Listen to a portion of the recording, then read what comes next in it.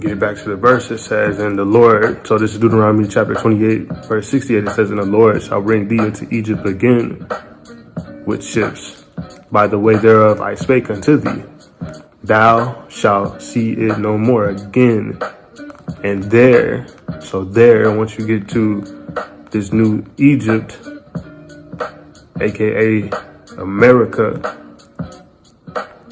thou shalt be sold unto your enemies for bondmen and bondwomen.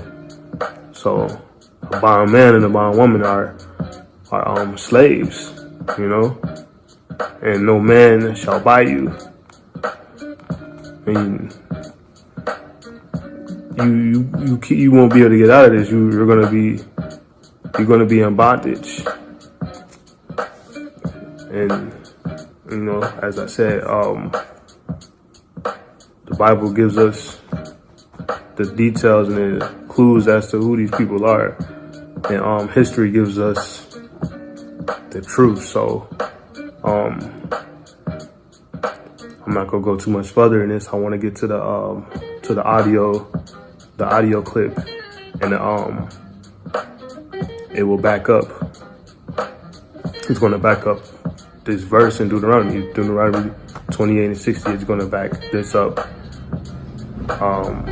with truth and experience, and it's going to speak clearly to you who need, you know, a reminder of who and what you have come from. And it should be a little ammunition. It should make you a little hot to, you know, to hear this encounter and to know that it's real and know that it's happened. But it's also ultimately going to be the proof for this truth, you know, that's written in this book, specifically for you, you Israelites. Again, that's you so-called Negroes, you so-called Latinos, and you so-called Native American Indians. So, you know, we ain't gonna keep on going. We gonna get to this audio clip. So, Shalom. Dr. Who? Well, just tell me what your name is. My name is Fountain Hughes. I was born in Charlottesville, Virginia. My grandfather belonged to Thomas Jefferson. My grandfather was 115 years old when he died. And now I am 101 years old. That's enough. She used to work, but what she made, I don't know. I never asked her. You just go ahead and talk away there. You don't mind, do you, Uncle Fountain? Now, and when now your husband and you both are young, you all try to live like young people ought to live. Don't want everything somebody else has got.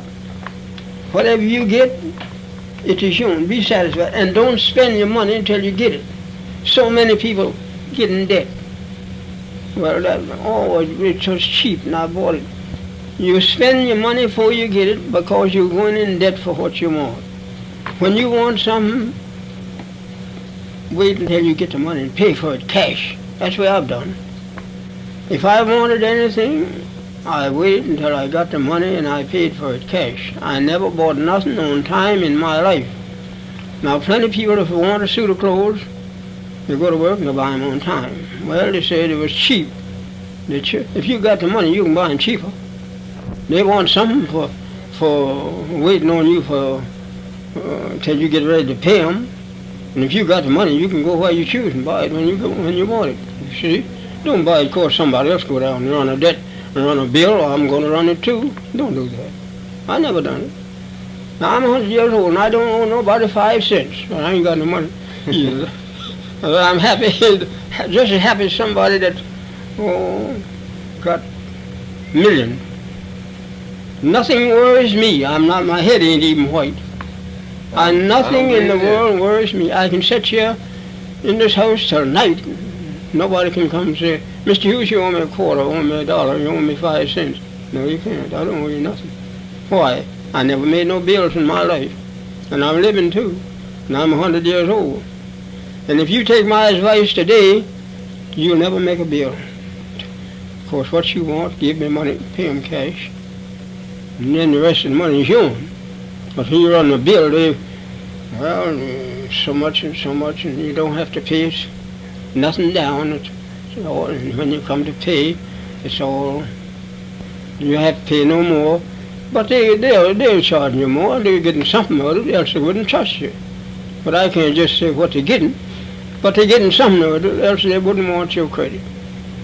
Now I tell you that. Anybody that trusts you for $2 or have an account with them by the month or by the week, store account or any account, they're getting something out of it. Else they don't want to accommodate you that much to trust you. Now, if I want, of course I ain't got no clothes, but if I want some clothes, if I ain't got no money, I'm going to wait till I get the money to buy them. Indeed I am. I'm not going to say, of course, I can get them on trust. I go down and get them. I got to pay $1 more anyhow. They'll either charge more if they said taxes or so much. But if I got the money to pay cash, I pay the taxes all down cash. Then it's all done with. So many colored people is head over heels in debt. Trust them. Trust. I get it on time. They want a set of furniture. Go down and pay down so much and rest on time. You done paid for them then.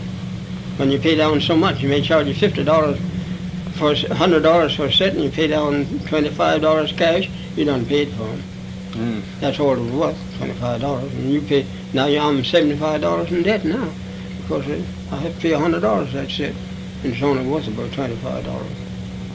But you bind on time. But people ain't got sense enough to know it.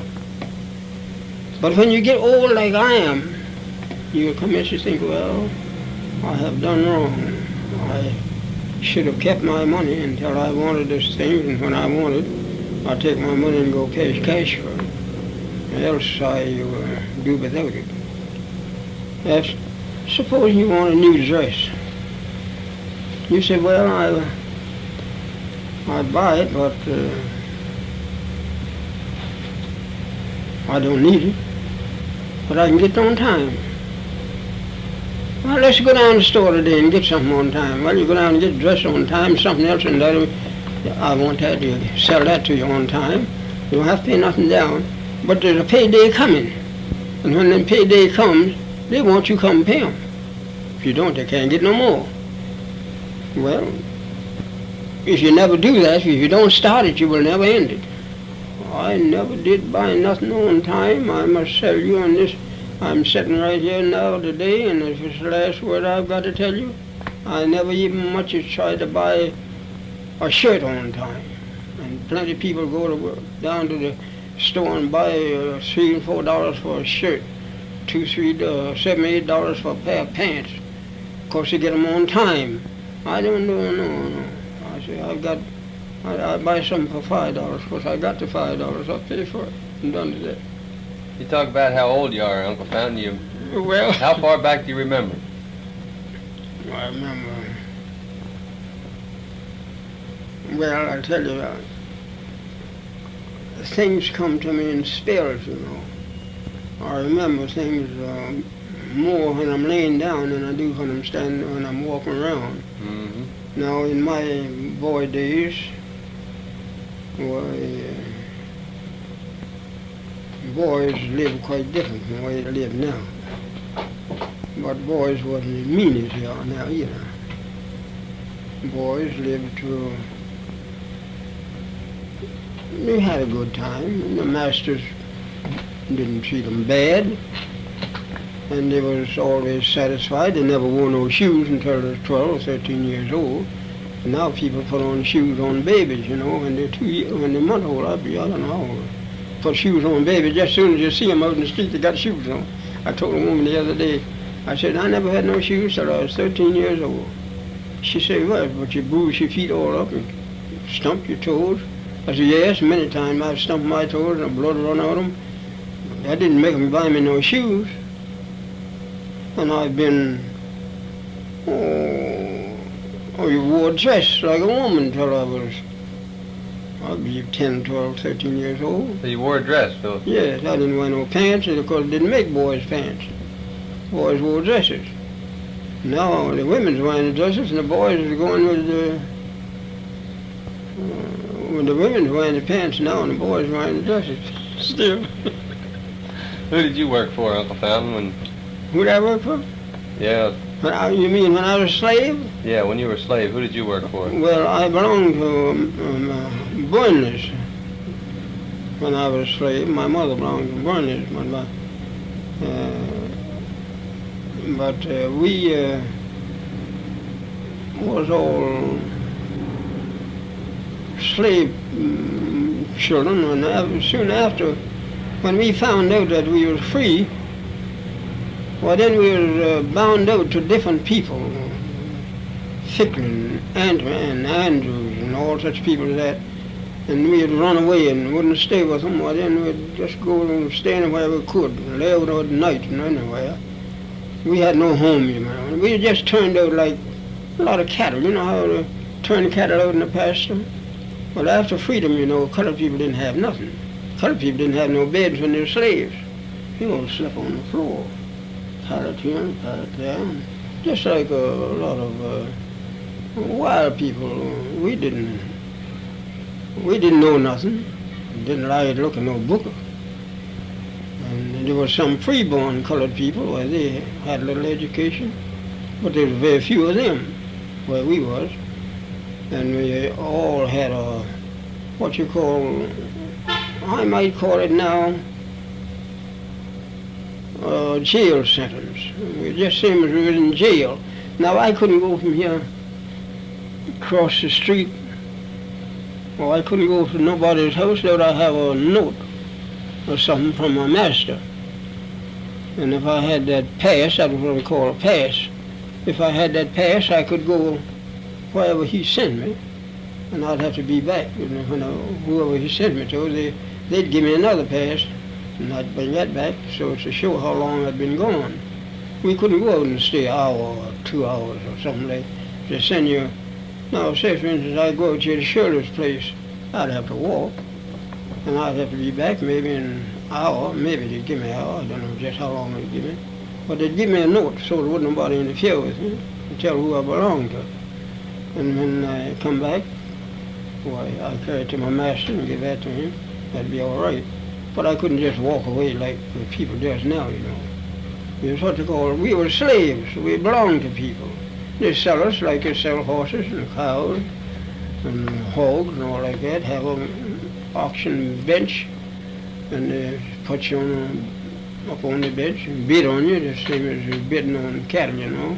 Was that in Charlotte that you were a slave? Was that in Charlotte or Charlottesville? That is in Charlottesville. Charlottesville, Virginia. Sell the women, sell the men. Oh, and then if they had any bad ones, they'd sell them to the nigger traders, what they call the nigger traders, and they'd ship them down south and sell them down south. But otherwise, if you were a good person, they wouldn't sell you. But if you were bad and mean, they didn't want to beat you and knock you around, they'd sell you to the what they call a nigger trader. They'd have a regular, sale every month, you know, at the courthouse. And then they'd sell you maybe $200, $100, $500. Were you ever sold from one person to another? Were you ever sold? No, I never was sold. You always stayed with the same person? I was too young to sell. Oh, I see. See, I wasn't old enough during the war to sell, during the army. And my father got killed in the army, you know, so it left us small children just to live on whatever people choose to give us. I was bound out for $1 a month, and my mother used to collect the money. Children couldn't spend money when I come along. And, in fact, when I come along, young men couldn't spend no money until they was 21 years old. And then you're 21, well, then you could spend your money. But if you wasn't 21, you couldn't spend no money. I couldn't spend 10 cents if somebody gave it to me. Because they'd think, well, he might have stole it. We all come along you might say we had to give an account of what you done. You couldn't just do things and walk off and say, I didn't do it. You'd have to give an account of it. Now, after we got free, then they turned us out like cattle. We didn't have nowhere to go. And we didn't have nobody to boss us. And we didn't know nothing. And there wasn't no school. And when they started the little school, well, people that were slaves, many of them go to school, except they had a father and a mother. And my father was dead, and my mother was living. But she had 3, 4 other little children. She had to put them all to work to help take care of the others. So we had what you call worse than dogs have got it now. The dogs have got it now better than we had it when we come along. I remember one night I was out after I was free, and I didn't have nowhere to go. I didn't have nowhere to sleep. I didn't know what to do. My brother and I was together. So we knew a man that had a livery stable there. And we crept in that yard and got in one of the hacks like an automobile and slept in that hack all night long. So next morning we could get out and go where we belonged. But we were afraid to go at night because we didn't know where to go and didn't know what time to go. But we had got away from there and we were afraid to go back. So we slept in that thing all night until the next morning, and we got back where we belonged before the people got up. As soon as day commenced to come break, we got out and commenced to go where we belonged. But we never done that but the one time. After that, we always, if it was away, we'd try to get back before night come.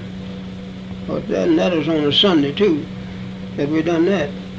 Now, when we were slaves, we couldn't do that, see? Mm. And after we got free, we didn't know nothing to do.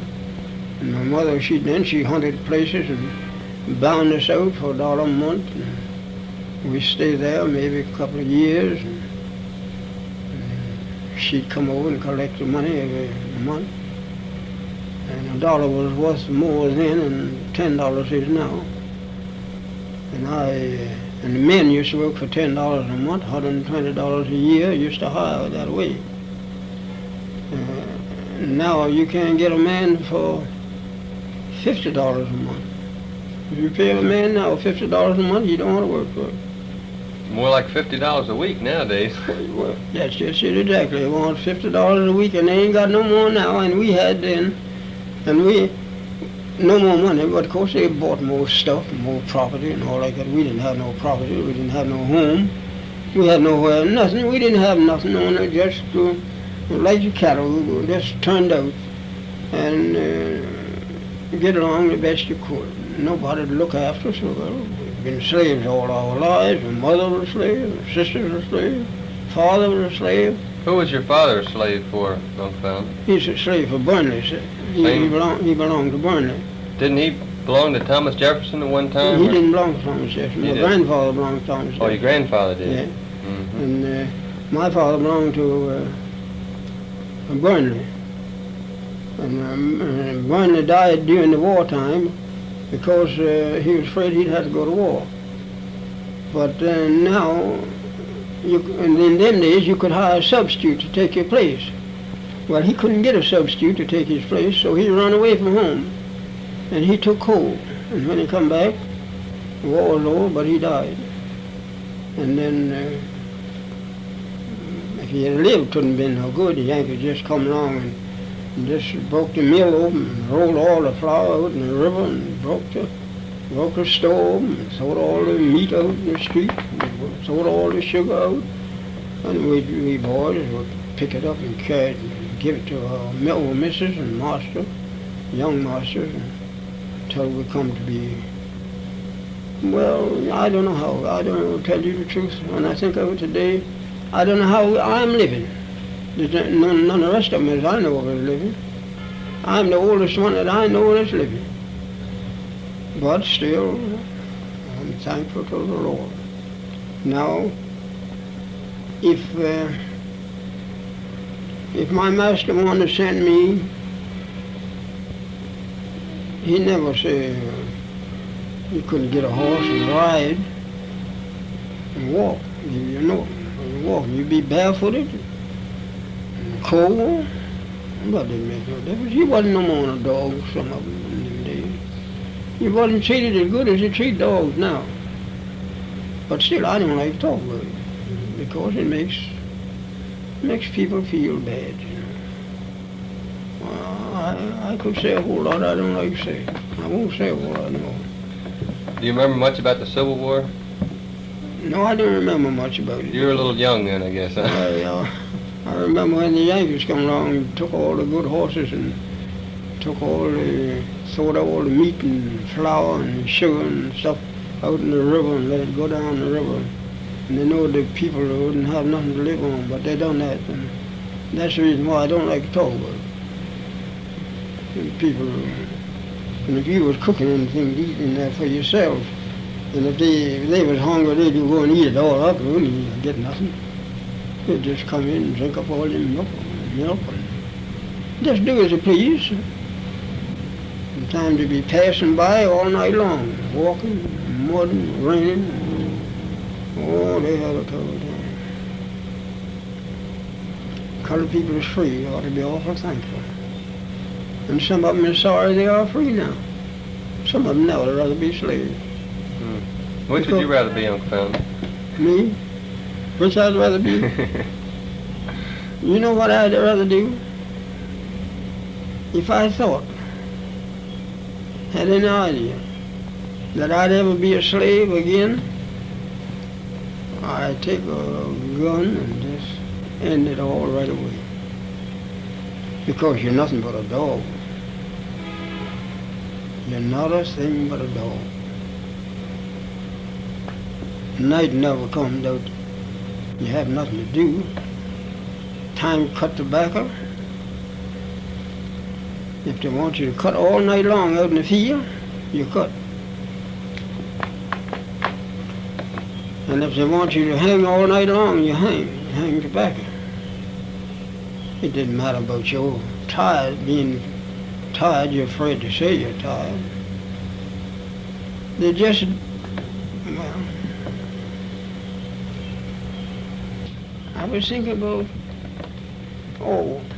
now you know how we served the Lord when I come along, a boy? How was that? We would go to somebody's house, and, well, we didn't have no house like you got now, you know. We had these, what they call log cabin. And they have maybe one old colored man would be there, maybe he'd be as old as I am, and he'd be the preacher. Not as old as I am now, but he'd be the preacher, and they'd all sit down and listen to him talk about the Lord. Well, he'd say, well, I wonder, sometimes you say, I wonder if we'll ever be free. Well, some of them say, well, we're going to ask the Lord to free us. So they say, well, we're going to sing. Wonder shall I ever reach heaven? I wonder shall I fly? And they would sing that for about an hour. Then the next one they'd get up and say, let's sing a song. We're going to live on milk and honey. Way by and by. I can hear them singing now, but I can't repeat it like I could in them days. But someday when I'm not hoarse, I could tell you, and I could sing it for you, but I'm too hoarse now. And then they would sing, I'm gonna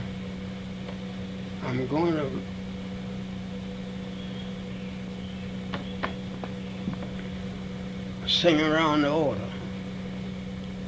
Oh, I wish I could sing it for you. I'm going to sing around. Well, I wish you could too. And